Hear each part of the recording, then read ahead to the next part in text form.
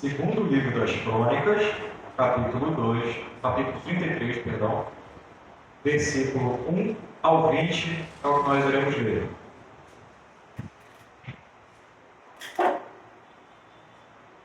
Vamos à leitura, meus irmãos. Tinha Manassés 12 anos de idade quando começou a reinar, e 55 anos reinou em Jerusalém. Fez o que era mal perante o Senhor, segundo as abominações dos gentios, que o Senhor expulsara de suas possessões de diante dos filhos de Israel. Pois tornou a edificar os altos que Ezequias, seu pai, havia derribado. Levantou altares aos Baalins e fez postes ídolos, e se prostrou diante de todo o exército dos céus, e os serviu. Edificou altares na casa do Senhor, da qual o Senhor tinha dito: em Jerusalém porei o meu nome para sempre. Também edificou altares a todo o exército dos céus nos 2 atos da casa do Senhor. Queimou seus filhos como oferta do vale do filho de Rinom. Adivinhava pelas nuvens, era coreiro, praticava feitiçarias, tratava com necromantes e feiticeiros, e prosseguiu em fazer o que era mal perante o Senhor, para o provocar a ira. Também pôs a imagem de escultura do ídolo que tinha feito na casa de Deus, de que Deus dissera a Davi e a Salomão, seu filho: nesta casa e em Jerusalém, que escolhi de todas as tribos de Israel, porei o meu nome para sempre, e não removerei mais o pé de Israel da terra que destinei a seus pais, contanto que tenham cuidado de fazer tudo o que lhes tenho mandado. Toda a lei, os estatutos e os juízos dados por intermédio de Moisés. Manassés fez errar a Judá e os moradores de Jerusalém, de maneira que fizeram pior do que as nações que o Senhor tinha destruído de diante dos filhos de Israel. Falou o Senhor a Manassés e ao seu povo, porém não lhe deram ouvidos. Pelo que o Senhor trouxe sobre eles os príncipes do exército do rei da Assíria, os quais prenderam Manassés com ganchos, amarraram-no com cadeias e o levaram à Babilônia.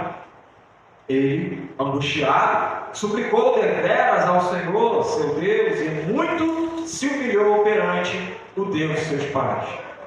Fez-lhe oração, e Deus se tornou favorável para com ele. Atendeu-lhe a súplica e o fez voltar para Jerusalém, ao seu reino. Então, reconheceu Manassés que o Senhor era Deus. Depois disto, edificou o muro de fora da cidade de Davi, ao ocidente de Gion, no vale e à entrada da porta do peixe, abrangendo Ofel. O levantou muito alto. Também pôs chefes militares em todas as cidades fortificadas de Judá. Tirou da casa do Senhor os deuses estranhos e o ídolo, como também todos os altares que edificara no monte da casa do Senhor e em Jerusalém, e os lançou fora da cidade. Restaurou o altar do Senhor, sacrificou sobre ele ofertas pacíficas e de ações de graças, e ordenou a Judá que servisse ao Senhor, Deus de Israel. Contudo, o povo ainda sacrificava nos altos, mas somente ao Senhor, seu Deus.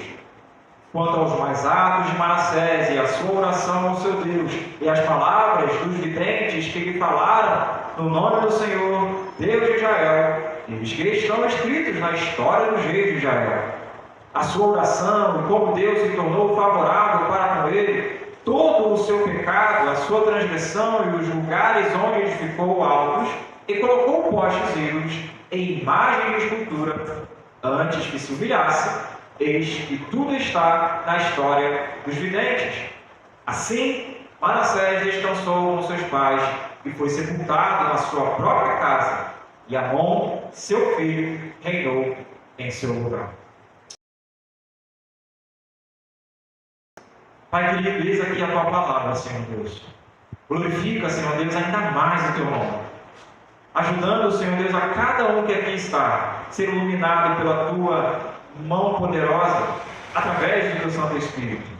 Por favor, Senhor Deus, que não haja mentes dispersas, que todos queiram, Senhor Deus, entender e ouvir aquilo que será dito, como o teu servo busca dizer, que não ouçam quem está falando, mas o que será falado. Pai, por favor, dá-nos essa graça. Atenta-nos, Senhor Deus, de uma maneira tamanha, a qual outra já não existiu. Que tenhamos, Senhor Deus, não somente hoje, mas para sempre, uma vontade, um desejo fervoroso em nossos corações, por querer mais e mais daquilo que vem de Ti. E assim o Senhor seja glorificado e honrado, em nome de Cristo Jesus. Amém. Meus irmãos, eu estou com esta mensagem em mente já há um tempo. E estava realmente aguardando uma oportunidade, seja aqui ou seja em qualquer outro lugar, para trazer essa mensagem. Aprove ao Senhor que fosse aqui, em primeiro lugar, que eu falasse sobre esta mensagem. Lendo mais uma vez o livro das Crônicas, passando por esta passagem, muito me chamou a atenção a história de Manassés. Eu nunca tinha parado para pensar em um outro momento, ou avaliar em uma outra época, o que Manassés foi como rei, o que ele passou, o que ele fez, e o que isso reflete, tanto na sua história quanto para a nossa vida. Eu quero trazer algumas coisas bem rápidas aqui para os irmãos se situarem do tempo de Manassés. Nós devemos saber que o reino do norte, Israel, e o reino do sul, que era Judá, que antes era um reino só, agora está dividido. Manassés, filho do rei Ezequias, o mesmo Ezequias, que apesar de suas falhas, foi um dos maiores reis que Judá já viu. Manassés reinou em seu lugar. Ao contrário de uma grande parte da vida de seu filho Manassés, Ezequias aboliu em seu tempo a idolatria existente. Além disso, Ezequias foi quem promoveu a maior dentre todas as festas dos pães asmos, ou seja, sem fermento, seguido a celebração da Páscoa. Essa celebração, meus irmãos, ela foi de tal maneira que algumas pessoas, às vezes lendo de uma forma muito apressada, acredita que antes depois, melhor dizendo, de Davi, não se mais celebrou Páscoa. Mas não é o que o texto quer dizer. O texto ele tem a informar que Ezequias celebrou a maior dentre todas.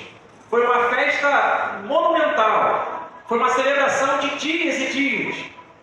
De um homem que tinha um coração totalmente inclinado ao Senhor. Um coração derramado ao Senhor. E desejava, literalmente, fazer aquilo que agradava ao seu Deus.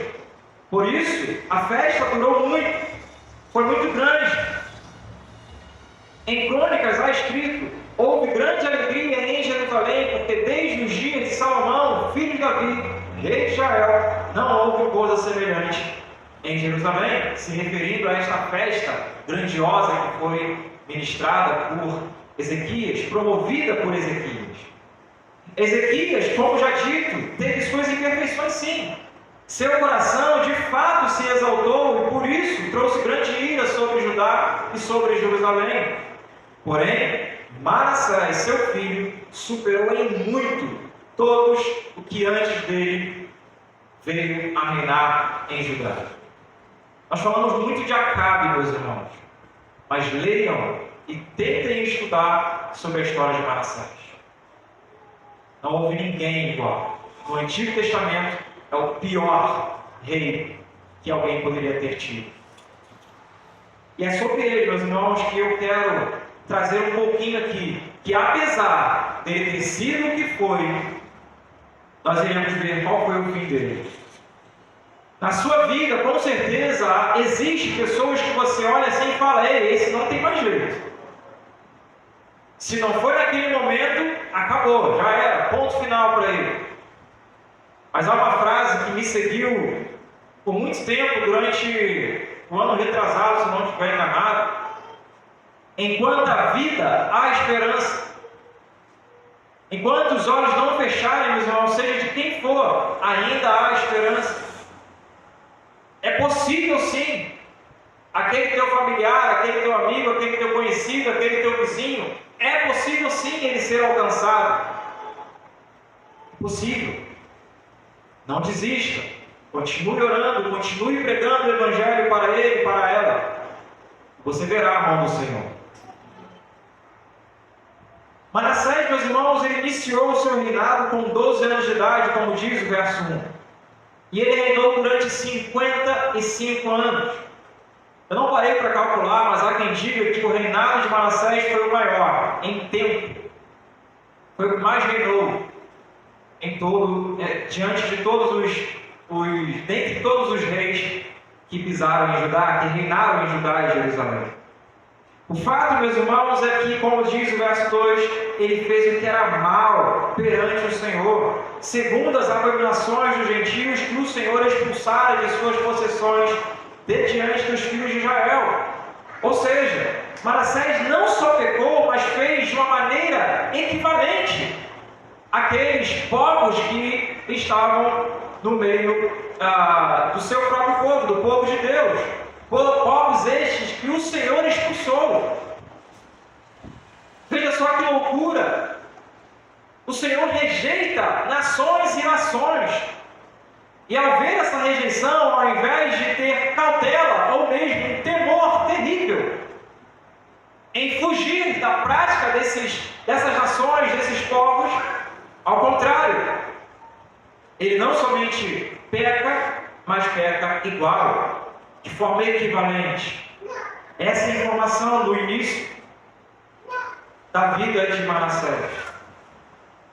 Dos versos 3 ao 9, meus irmãos, nós queremos notar a idolatria com que Manassés pecou. Com detalhes, nós iremos ver aqui como que Manassés se conduziu para provocar a ira ao Senhor. Veja aí junto comigo na sua Bíblia. Pois tornou a edificar os altos que Ezequias, seu pai, havia derribado, levantou altares aos Baalins e fez postes ídolos, e se prostrou diante de todo o exército dos céus e o serviu. Edificou altares na casa do Senhor, da qual o Senhor tinha dito, em Jerusalém, porém o meu nome para sempre. Também ele edificou altares a todo o exército dos céus. Ele queimou seus filhos como oferta no vale do filho de Rinom. Adivinhava, ele era coureiro, ele praticava feitiçarias, ele tratava com necromantes, ele tratava também com feiticeiros. Ele prosseguiu em fazer o que era mal perante o Senhor. E a informação que está aí, para provocar a ira. Meus irmãos, como que alguém faz algo com intenção de provocar a ira do Senhor? Já pararam para pensar sobre isso? Como que alguém faz isso intencionalmente, sabendo quem Deus é? Quem é que faz isso?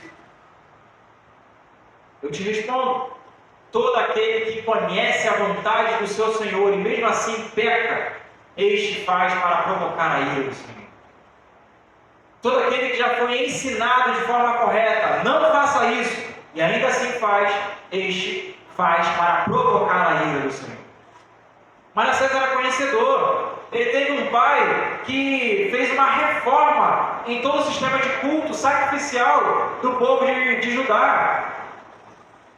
Ele tinha conhecimento. Esse conhecimento é demonstrado mais ou menos no fim da sua vida, no fim do seu reinado. Ele não era leigo. Ele não era inocente, não era uma pessoa sem informação. Todo aquele que provoca a ira sabe como provocar. Nós não temos o costume de dizer que as piores decepções é com quem nos conhece, porque elas sabem como nos machucar, elas sabem como nos ferir, elas sabem o ponto exato de nos provocar. Elas conhecem o nosso calo. Manassés conhecia tudo aquilo que o Senhor se agradava e tudo do que o Senhor não se agradava. Então, para o provocar a ira, era tudo o que ele fazia. Meus irmãos, isso é terrível.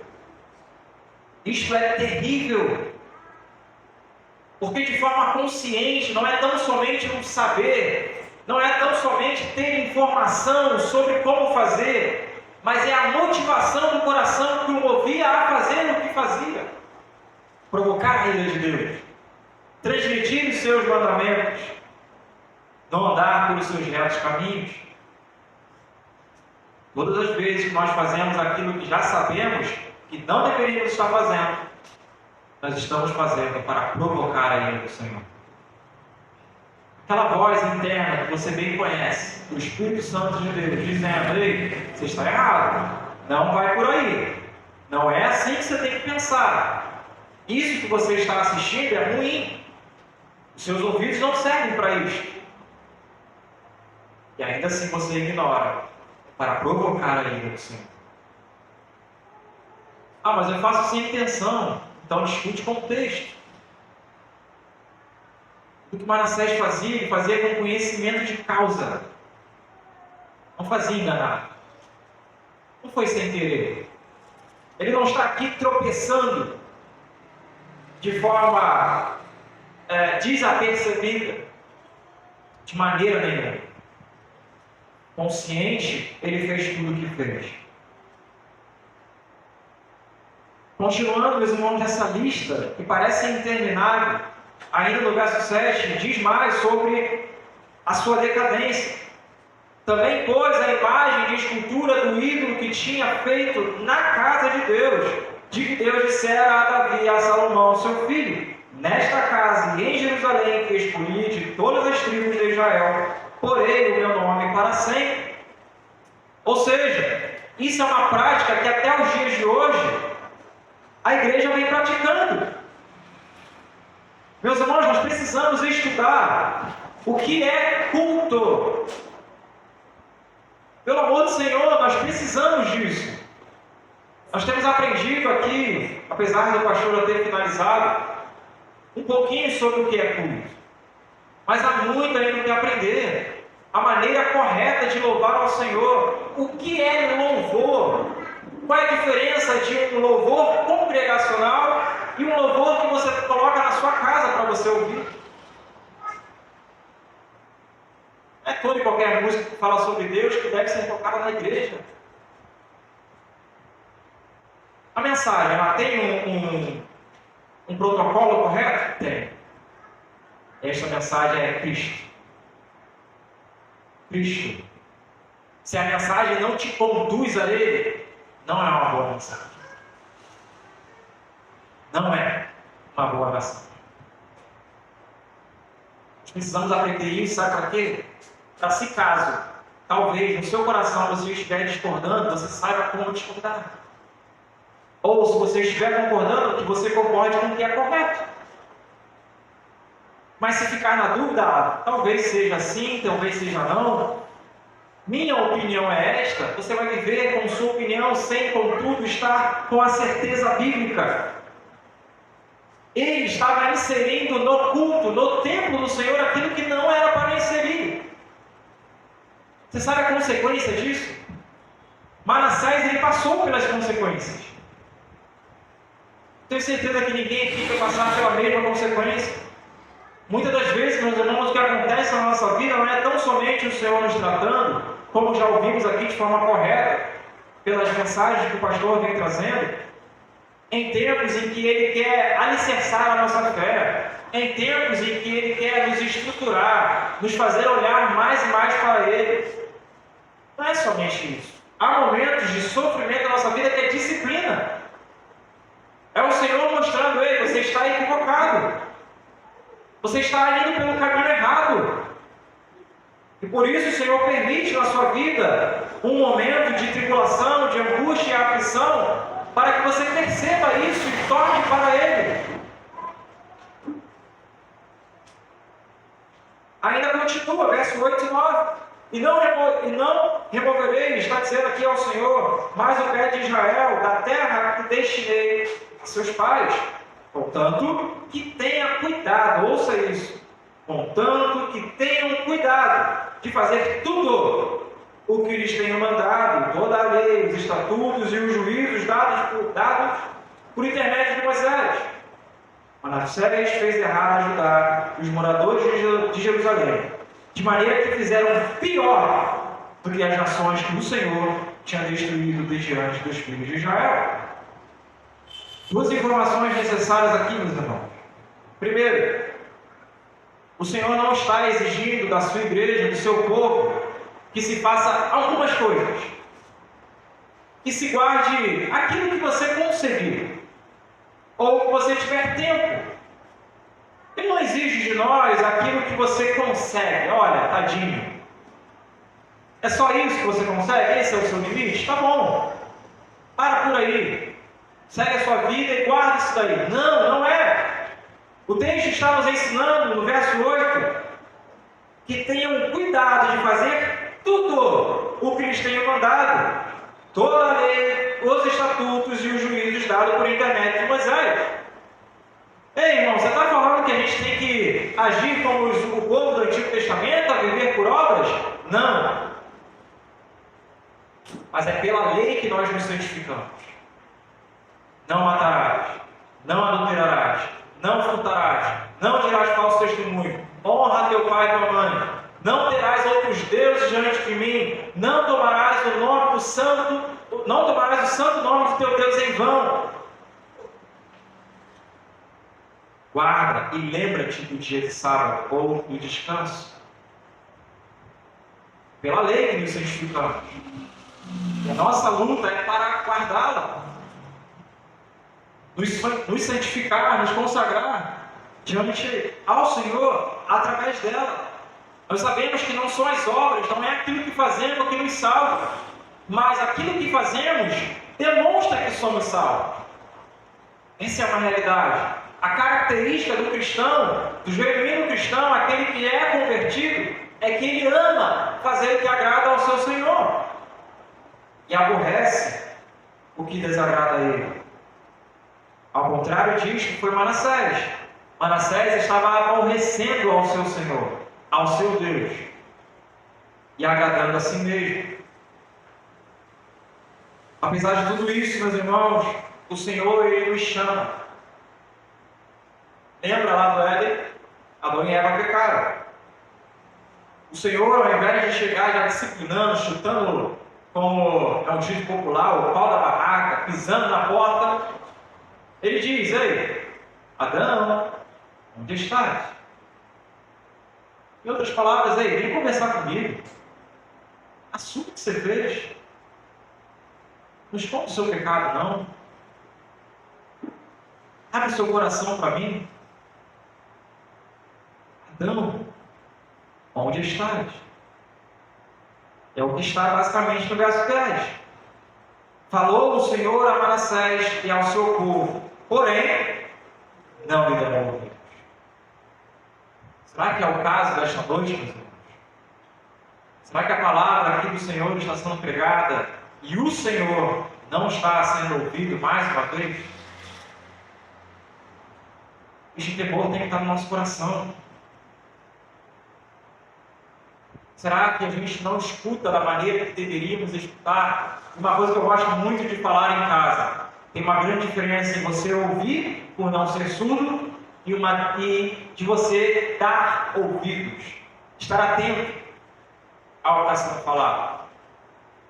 Nesta noite, você está ouvindo por não ser surdo ou você está dando ouvidos à palavra do Senhor? O Senhor, Ele envia, antes da sentença, antes da disciplina, pessoas, profetas. Ele envia os seus para falar conosco, seja através de uma mensagem, seja através de alguém que comunica contigo aquilo que você está fazendo de errado. Ele te dá um tempo. Para o povo, antes do dilúvio, Ele deu 120 anos. A consequência veio. Por quê? Ninguém deu ouvido. Ninguém deu ouvido. O Senhor colocou em Sodoma e Gomorra um homem justo, como a própria Bíblia vai falar, que era Ló. E o povo não aproveitou esse homem justo. Antes, quis maltratar esse homem. E o que o Senhor fez? Destruiu toda a cidade. Meus irmãos, antes da disciplina, o Senhor, Ele envia os seus. Talvez seja a oportunidade desta noite. Se sua vida não está no eixo, no caminho plano e reto da reta justiça do Senhor, hoje é o dia.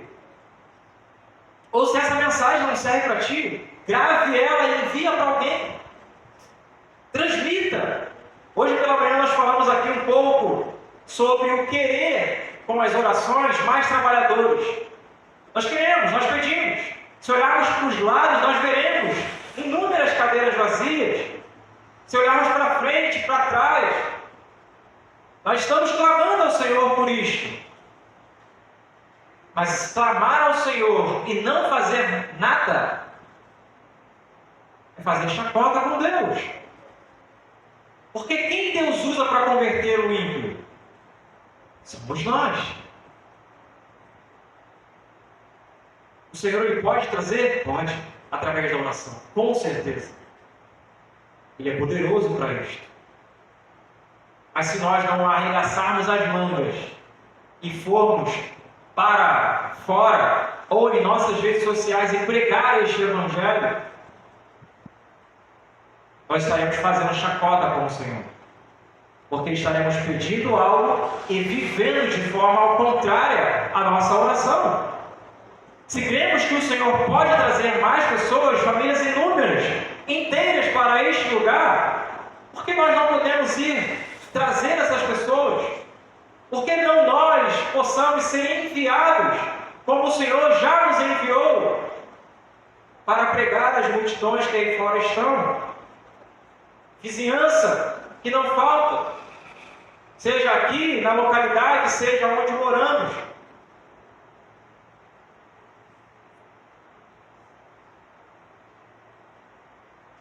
Nós precisamos, meus irmãos, entender isso.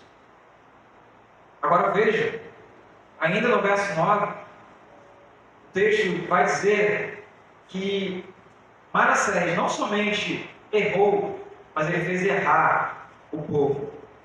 Ele fez errar o povo.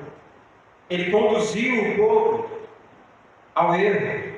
E aqui eu chamo, ainda que isso possa parecer chato na sua mente, não sei como isso pode parecer, mas é uma preocupação por tudo que eu tenho visto, válida. Se os irmãos vissem a mesma coisa, talvez estariam ainda mais preocupados do que eu. Mas ouça, Manassés era líder, meus irmãos. Ele era rei. Cada pai, cada mãe é líder na sua casa. Se você não estiver conduzindo a sua vida de forma correta, você vai fazer errado o seu povo. Você vai fazer errado. Porque se você não for exemplo, o mundo será exemplo para a sua família, para a sua casa. Há uma ideia construída, não sei se é real, mas aparentemente sim, pelo que se observa, que nós somos o reflexo das 5 pessoas que nós caminhamos, que caminham junto conosco, que nós conversamos, que nós bebemos da fonte, ou que nós lemos como conteúdo ou assistimos como vídeos e mensagens. Se isso é uma verdade, avalie com quem você anda, avalie com quem você conversa, avalie com quem você troca figurinhas. Se essas pessoas te conduzem muito mais para perto de Cristo ou te conduzem para longe. Veja se ela chama a sua atenção, se ela tem essa liberdade na sua vida quando percebe que você não ora o suficiente. Não que nós, como limitados, venhamos a ter essa suficiência. Mas eu digo uma dedicação significativa à oração, uma dedicação significativa à palavra do Senhor, uma dedicação significativa à sua própria casa. Veja, se não for assim, meus irmãos, avalie, veja se vale a pena cultivar esta amizade, esta familiaridade. Eu não estou dizendo em se afastar, não, eu estou falando em dar prioridade àquilo ou àqueles que te aproximam do Senhor, não para longe dele. Meus irmãos, Manassés ele chegou ao nível mais profundo do afastamento de Deus. Seus pecados foram terríveis. Sua vida praticamente inteira foi dedicada a viver em favor do pecado e progredindo mais e mais a pecados maiores. Porém, como já dito, o Senhor ele busca aqueles que são seus. Ele não abandona. Isso é a maravilha do Evangelho, meus irmãos. Que coisa maravilhosa. Ao mesmo tempo que nós não devemos pegar e repousar nisto e falar, olha, então já que eu sou dele, eu vou pegar e ficar tranquilo. Vou deixar a vida me levar, porque uma hora ou outra ele vai me buscar. Não, não é isso. Ao mesmo tempo, isso tem que te alegrar. Porque se de fato você é dele, ele não irá te abandonar. Ele não irá deixar você prostrado diante ao pecado, de maneira nenhuma. Manassés, meus irmãos, chegando no seu ápice de pecado, teve a consequência. E o Senhor, ele mandou Manassés para a Babilônia. Mas lá na Babilônia, como é dito, verso 12, ele angustiado suplicou deveras ao Senhor seu Deus, e muito se humilhou perante o Deus de seus pais. Olha só que maravilha. Olha como é descrito o arrependimento de Manassés. Tem que chamar muito a nossa atenção, meus irmãos. Sabe por quê? Quando nós cometemos um pecado, parece algo tão natural às vezes, ou que não é tão natural, mas tratamos de qualquer forma como pecado, como se fosse um amigo de longa data. Ah, você me conhece, sabe como eu sou. Mas não é assim que nós devemos tratar, de forma alguma. Veja só a maneira como Manassés tratou o seu pecado. Este pecador, este homem que antes era desprezível, um homem totalmente ruim, que pode ser chamado de assassino, sim, matando seus próprios filhos. Quem teria coragem de fazer isso, meus irmãos? Quem teria essa força para chegar a tal ponto? Mas este homem, ao ser confrontado por Deus, ele se angustia. Ele sente o seu coração apertado. Ele não fica à parte do pecado, ele não fica insensível ao seu pecado, ao seu erro, de maneira nenhuma. Manassés, ele se entristece por aquilo que ele fez. Ele não dá de ombros e sai andando. Não é um sentimento ruim, como alguém que, eu errei, tá bom, eu assumo, eu acabei de pecar sim, mas e daí, quem não peca? Ele não é desse tipo. Ele não confunde erro com pecado. É uma coisa que infelizmente está acontecendo muito. Percebe só, se você não ouve, ou talvez seja o seu caso, pessoas pedindo desculpas quando deveriam estar pedindo perdão. Desculpa você pede por um erro, por um equívoco, por um empurrão, por um esbarrão, por uma pisada no pé. Mas para o pecado não, meus irmãos. Para o pecado é, me perdoe. E além de pedir perdão ao seu irmão, reclamar ao Senhor. Porque todo pecado, já aprendemos, ele, em primeiro lugar, é um pecado contra a Deus. É uma transgressão contra a santidade do Senhor. É uma ofensa contra a sua santidade. Segundo, a consequência da sua angústia foi Manassés suplicar deveras ao Senhor. O que significa essa palavra deveras? É uma forma verdadeira de todo o coração. É como quando como alguém que quer dar ênfase em que está fazendo algo de verdade, sem hipocrisia. Ela fala, olha, deveras eu estou fazendo isso. É sem falsidade. É com intensidade. E é assim que ele suplicou a Deus. Mas, irmãos, não é como uma oração, como fazemos aqui, ainda que tenha a sua importância, mas no momento do culto, uma oração de contrição, não é que esse tipo de oração que a gente deve se chegar a Deus, por favor. Isso é um momento de culto, faz parte da liturgia do nosso culto.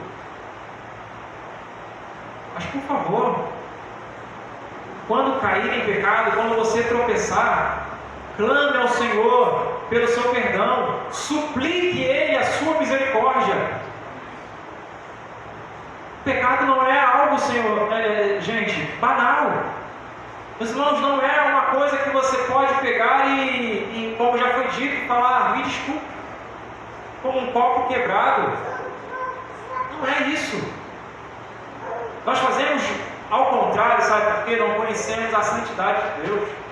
Não sabemos quem Deus é. E por isso, agimos da maneira que agimos. Sem ter o devido conhecimento desse Deus, nós agimos de forma equivocada, contrária ao que deveria ser. Além, meus irmãos, de ficar angustiado, suplicar muito ao Senhor, o rei Manassés também se humilhou. Então veja, passo a passo aqui, do que Manassés fez, simplesmente, entre aspas, para demonstrar arrependimento. Ele não somente disse, estou arrependido. Ele não somente disse, perdão, Senhor. Mas ele fez tudo aquilo que era necessário fazer para demonstrar o seu arrependimento. Nós, como igreja, como pertencentes a uma igreja histórica, reformada, a fim de querer fugir das práticas extravagantes de outras denominações, acabamos sendo de fato frios quando o assunto é pedir perdão ao Senhor. Achamos que nos humilhar, achamos que fazer jejuns e longas orações é algo religioso.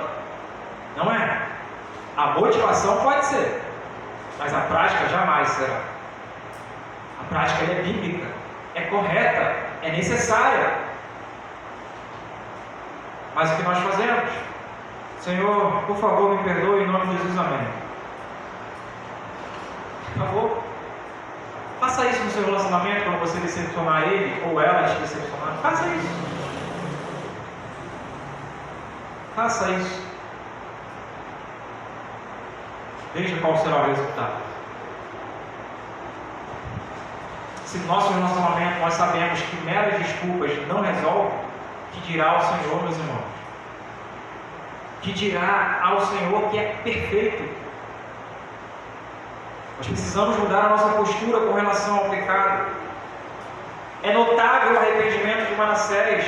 Por mais que ele tivesse chegado a um alto nível de corrupção, seu arrependimento foi verdadeiro.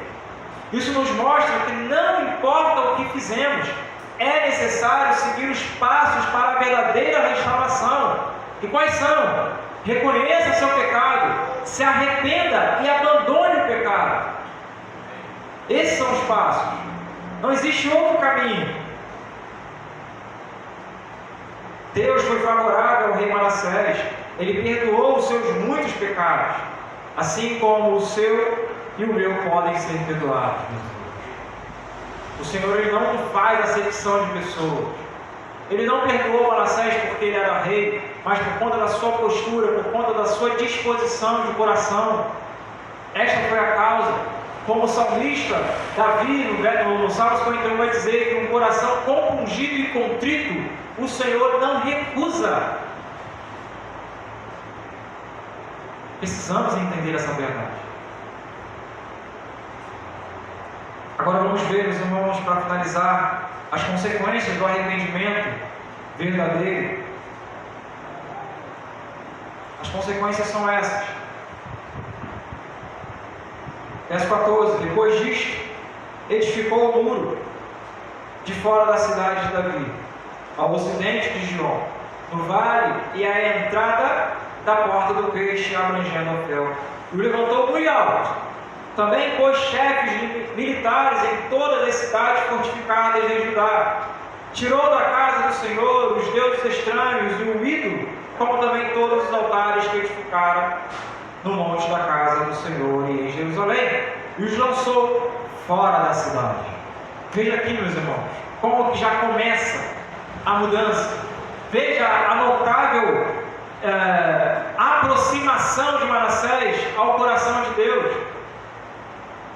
O falso arrependimento, ele te conduz para longe de Deus. O verdadeiro, ele te conduz para mais perto do Senhor.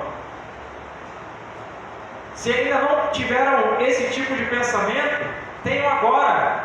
Veja se o nosso arrependimento, o seu arrependimento é genuíno. No dia que você disse, estou arrependido, não quero mais aquela vida, desde então você tem se aproximado mais de Deus ou ido para longe dele. Eu não estou falando de igreja, eu estou falando de vida com Deus.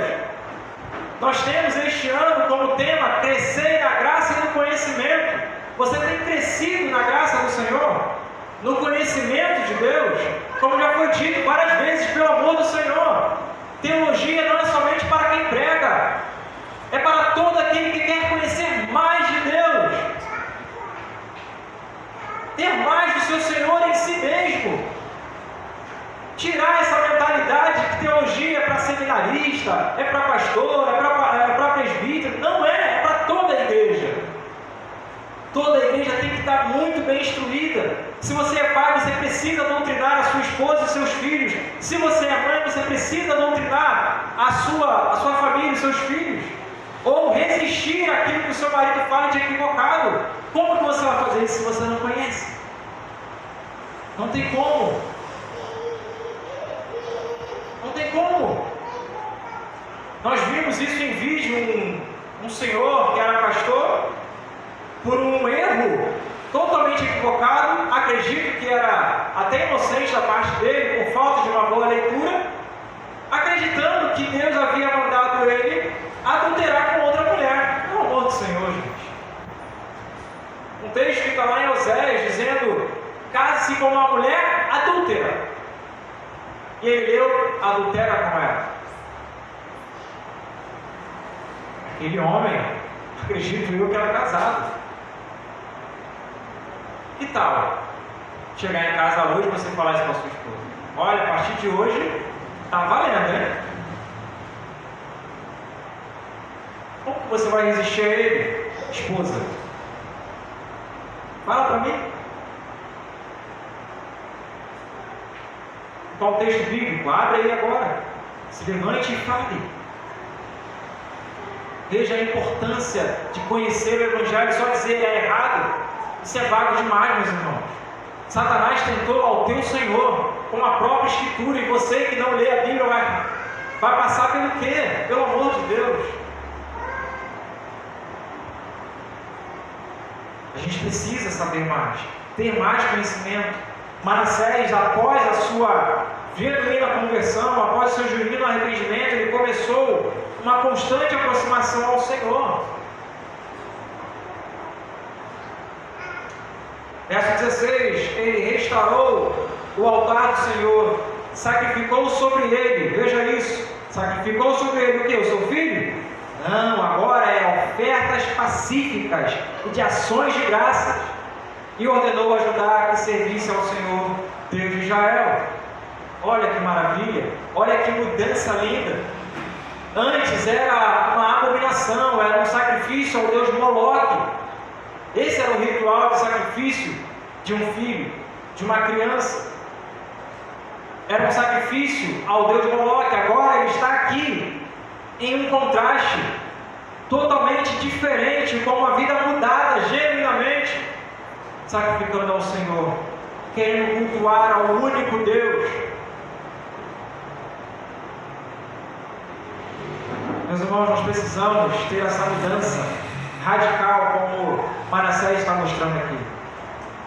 Se você ainda é parecido com o que você era antes, se as pessoas ainda te chamam para as mesmas práticas que te chamavam antes, por você ainda não ter mostrado uma realidade na sua vida, se ao falar palavras torpes na sua frente não pedem desculpas, não se sentem constrangidas a reterem as palavras, está na hora de você mostrar mais de Cristo na sua vida. Está na hora de você transparecer mais do Senhor. Muito mais.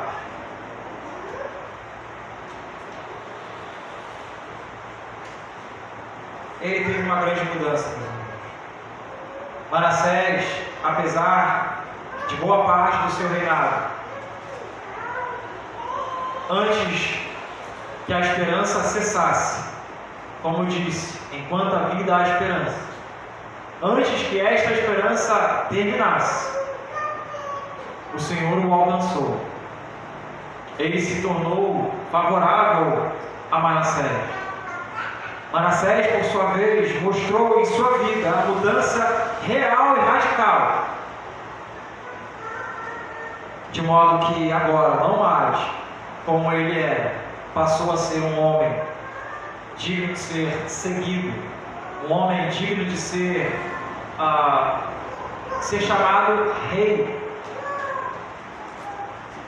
É o que nós temos que buscar ser.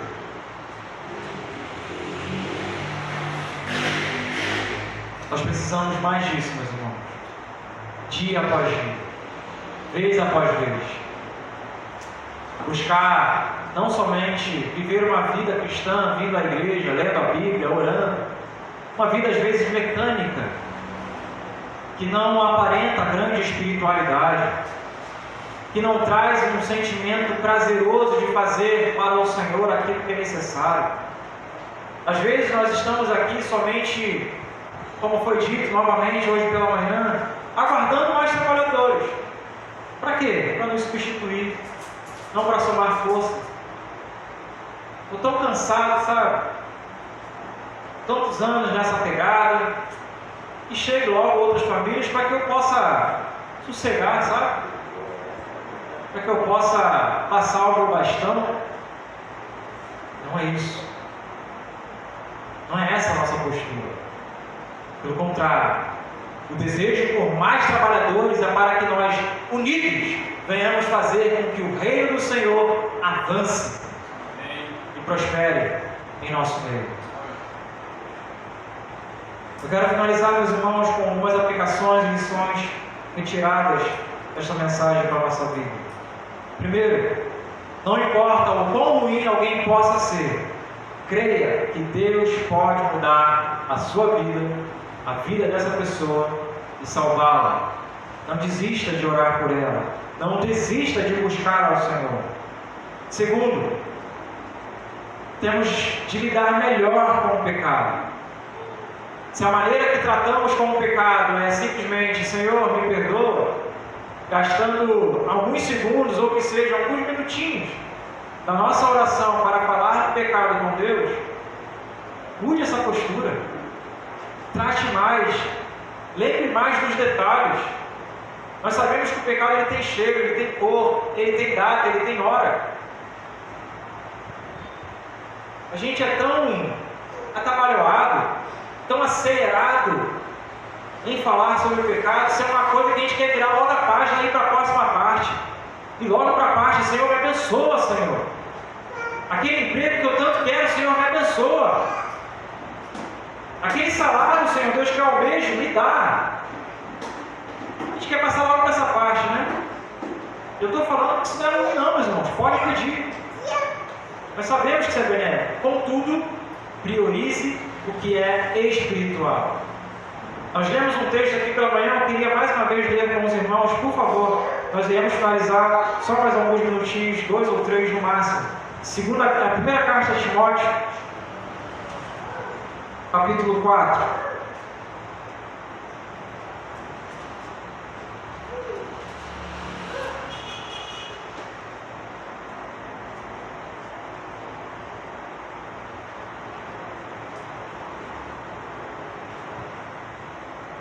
Se não encontrarem, meus irmãos, só para a gente ganhar tempo, eu vou adiantando aqui a leitura, tá? Capítulo 4, versos 7 e 8. Primeira carta de Timóteo, capítulo 4, versos 7 e 8. É dito: mas rejeita as fábulas profanas e de velhas caducas. Exercita-te pessoalmente na piedade, ou seja, se dedique pessoalmente, não delegue isso a outra pessoa ou a outra instituição, mas você mesmo, pessoalmente, exercita-te na piedade. Verso 8: pois o exercício físico para pouco é proveitoso, mas a piedade para tudo é proveitosa, porque tem a promessa da vida que agora é e da que há de ser. A validade da dedicação ao Senhor, ela é eterna, diferente da dedicação daquilo que podemos ter nessa vida.